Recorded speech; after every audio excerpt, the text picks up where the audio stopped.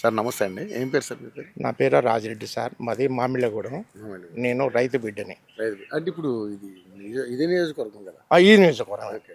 Sir మరి ఇప్పుడు నల్గొండలో మరి మీ మంత్రి కోమటిరెడ్డి వెంకటరెడ్డి గారు ఉన్నారు. ఆయన ఆల్రెడీ మంత్రిగా ఉన్నారు, ఎమ్మెల్యే కూడా. ఏంటి సార్ మరి కాంగ్రెస్ వచ్చిన ఈ 13 నెలల కాలంలో ఎన్ని డెవలప్మెంట్స్ ఎలా ఉన్నాయి? ముఖ్యంగా కోమటిరెడ్డి వెంకటరెడ్డి గారు మీకు ఇచ్చిన హామీలని నెరవేర్చాడా? ఎలా వెళ్తుంది? అంటే ప్రజాపాలన పేరుతో సాగుతున్నటువంటి ఈ కాంగ్రెస్ గవర్నమెంట్ మరి ప్రజలకు ఆమోదయోగ్యంగా ఉందా? ఏ విధంగా అనిపిస్తుంది మీ నల్గొండలో? ఇప్పుడు మనం ఒకటే అనుకోవాలి సార్. ఇప్పుడు మాట్లాడేది ఒకటి, విన్నావా, చేతలు ఒకటి. పథకాలు అనేది 6 పథకాలు అనేది 101 ఇవన్నీ పథకాలు పెట్టారు. కానీ రైతు బంధు అనేది అలాంటే ఇప్పుడు ఇదివరకు కేసీఆర్ గారు ఉన్నప్పుడు ఎన్ని ఎకరాలకైనా వేసిండు. ఇప్పుడు ఏమైనా ఆయన ఏమంటే ఇప్పుడు 1 ఎకరానికి వేస్తా, 3 ఎకరాలకి ఇస్తా, 2 ఎకరాలకి ఇస్తా అని చెప్పుకొస్తుంది. ఆ 2 ఎకరాలు 3 ఎకరాలకు కూడా వేసేది కూడా అది డౌటే ఉంది. ఇదివరకు ఏం చేయండి, ఇప్పుడు సన్న వడ్లకు ఏం చేసిందంటే 500 అప్పుడు అన్నిటికి బోనస్ అన్నాడు రైతు వడ్లకు. ఇవాళ ఏమంటే సన్న వడ్లకే బోనస్ అంటుండు. సన్న వడ్లు ఐకేబ్లో పోయరు. ఆయన ఏమైందంటే సన్న వడ్లు పోయేగానే ఏమైందంటే తీసుకుపోయి మిల్లులో పోసుకుంటాడు. ఎండ పెట్టుకుంటే ఏంటంటే తాళ్ళకి వడ్లు పచ్చి తీసుకుపోయి అనుకుంటే దానికి తూకం వస్తుంది. ఇక దొడ్డొడ్ల కంటే జీరో దొడ్డొడ్లకైతే ఏం పెట్టలేదే. అది కూడా సన్నొడ్లు కూడా అవ్వాలన్నా ప్రతి వాడు నువ్వు 5% 2% వేసిండు, అంత కూడా ఏం వేయలేదు. ఇక రుణమాఫీ అనేది అంటే ఇప్పుడు ఏమైనా ఇప్పుడు అందరికి చేయలే. ఇప్పుడు నాకు ₹1,00,000 ఉన్నాయి. నాకు ₹1,00,000 ఉంటే కూడా రుణమాఫీ కాలే.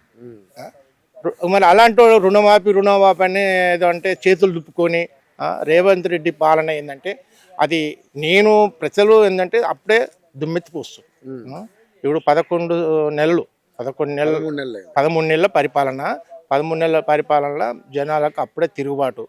నేను ఒకసారి ఎలక్షన్లో పోతే మునుగోడుకు పోతే ఏమైందంటే రాజగోపాల్ రెడ్డికే ఓటేయాలని అన్నారు. అప్పుడు అనుకుంటాం. ఇవాళ ఏమంటారు మొన్న ఒక నెల రోజుల కింద మళ్ళీ అదే నేను మునుగోడుకు పోతే ఏమన్నంటే రాజగోపాల్ రెడ్డికి ఓటేసి మేము ఖరాబ్ అయినాం.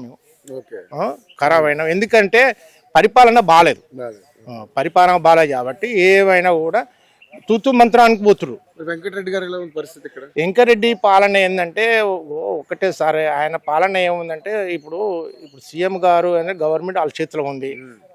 ఆడిందే ఆట, పాడిందే పాట. వాళ్ళు ఏమంటే ఇది అని అదని చేసేది ఏం లేదు. పైన మెరుగులు కింద పురుగులు అంతే. పైన మెరుగులు కింద పురుగులు పైన వేస్తారు. అందరికి ఏంటంటే వచ్చినోడికి ఏమైనా పోతాడు. రేవంత్ రెడ్డి అదే కోమటిరెడ్డి వెంకటరెడ్డి పోతాడు, సచిన్ కాడికి పోతాడు, ఏదైనా పోతాడు 1000, 2000, 5000, 50,000 ఇస్తాడు.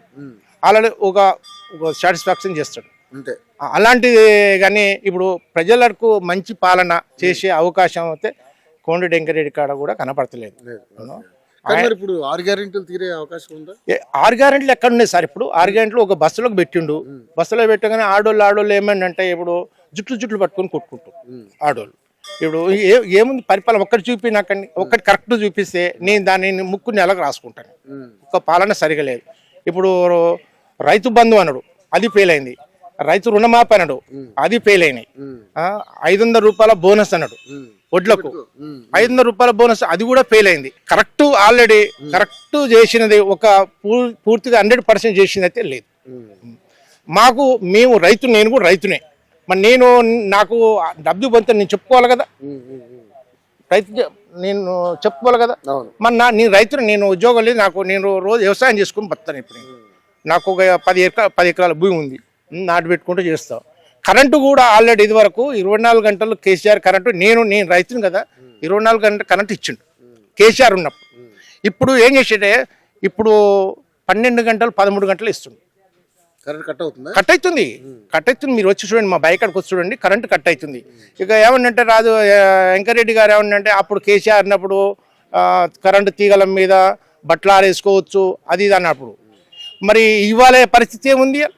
అయ్యాల కేసీఆర్ పాలనే అందరు సంతోషంగా ఉంది, దివ్యంగా రైతులు కూడా అందరూ మంచి సుభిక్షంగా మంచిగా పరిపాలన. 13 నెలల్లో కాంగ్రెస్ సమర్థవంతంగా ఏది లేదు సార్, అసలు లేనే లేదు. ప్రజాపాలన అంటున్నారు. ప్రజాపాలన అంటే మరి వాళ్ళు డప్పు వాళ్ళు కొట్టుకుంటుర్రు. వాళ్ళ డప్పాలు కొట్టుకుంటే ఇప్పుడు దొంగ అంటాడు, దొంగోడు ఏమన్నా దొంగతనం అని చెప్పుకుంటాడా? దొంగ అని చెప్పుకుంటాడా? ఆడు ఎంత దొంగతనం చేసినా వాడు ఏమంటే నేను మంచిగా అంటాడు, దొరని అంటాడు.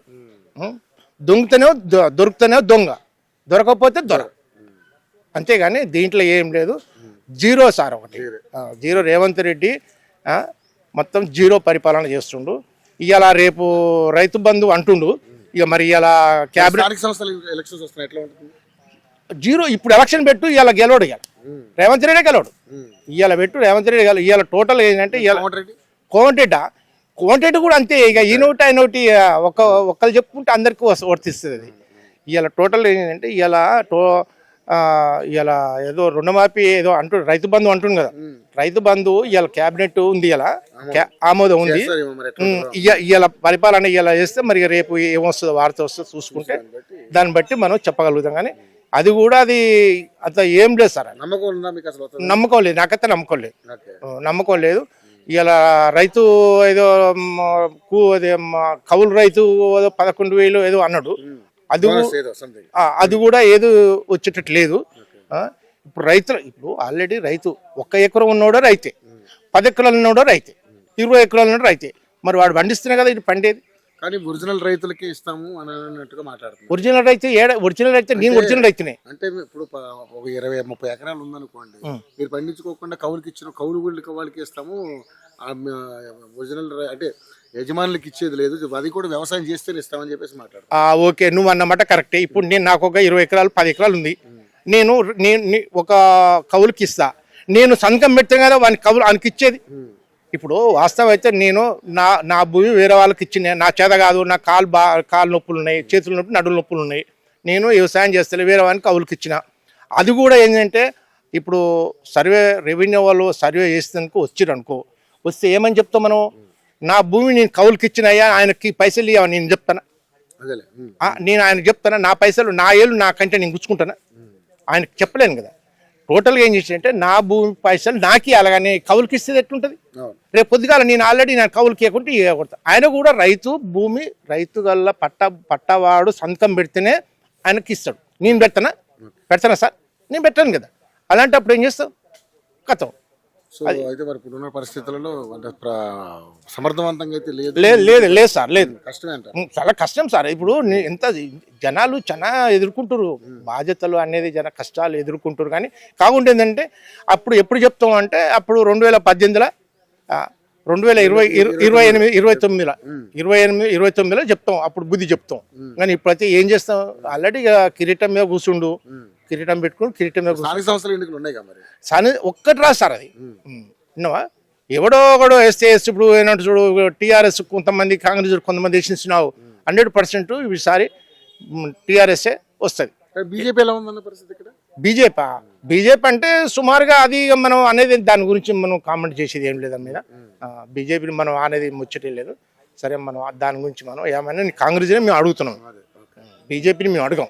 ఎందుకంటే కాంగ్రెస్ని టీఆర్ఎస్ని ఏంటంటే టీఆర్ఎస్ గవర్నమెంట్ ఉన్నప్పుడు మాకు సస్యశ్యామలంగా మాకు మంచిగా ఆనందంగా ఉంది. ఇప్పుడు ఏంటంటే ఒక బాధగా ఉంది.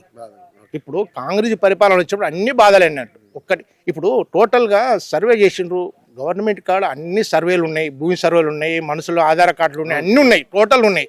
అవి ఆల్రెడీ చేస్తే ఇప్పుడు మళ్ళీ వచ్చంట సర్వే నెంబర్లు వేయాలంట, పాస్బుక్లు వేయాలంట, ఆధార్ కార్డ్, ఇవన్నీ కొత్త రూల్స్ కాకుంటే ఏంటంటే వంకలు పెట్టండి ఇచ్చినప్పుడు లేని రూల్స్ లోన్ ఇచ్చినప్పుడు. అప్పుడు కేసీఆర్ ఉన్నప్పుడు ఆల్రెడీ వత్తగానే అందరికీ రుణమాఫీ అయింది, రైతు బంధు వచ్చింది. ఇప్పుడు ఎందుకు రాదు? ఇవన్నీ వంకలు పెట్టి ఏంటంటే ఇదాన్ని అదాన్ని వంకలు పెట్టి తప్పించుకోవడం తప్ప రేవంత్ రెడ్డి పరిపాలన ఏం బాగాలేదు. అందుకే నమస్కారం.